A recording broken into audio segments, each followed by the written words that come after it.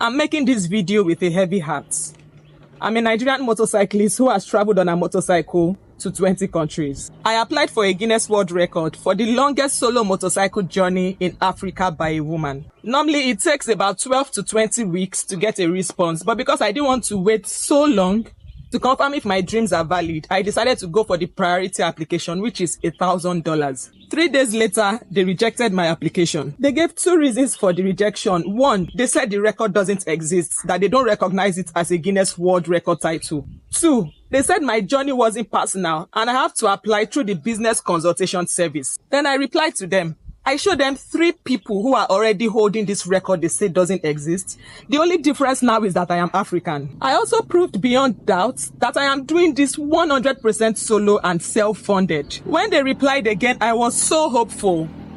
But I was met with another rejection. No explanation, just a push to pay the £10,000 for a business consultation service. If I was rejected because I don't qualify, that would make sense and I would accept it gracefully. But I was rejected because I couldn't afford to pay £10,000, which is over 20 million naira, for a service that my journey doesn't even qualify for. In their own website, they stated that the only people who qualify for business consultation are government agencies and charity. But my journey doesn't fall under any of those categories, and I proved it. Then I requested a refund as there was no valid reason why I was being rejected. The next morning when I logged into my account, it was totally erased. Like I never even applied.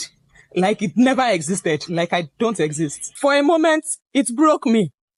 I felt unworthy, undeserving, like my story doesn't matter. But my story does, because I have survived and done the impossible. I lost my legs, lived on a wheelchair, did surgery, and now I ride with screws and rods holding my spinal cord together. And still, as a new rider, I picked up a bike and I've done 20 African countries alone on a 250cc motorcycle. I inspire myself every day. I am amazed at how far I've come.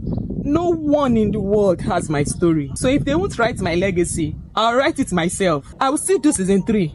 A ride from South Africa to Kenya to complete the longest solo motorcycle journey in Africa by a woman.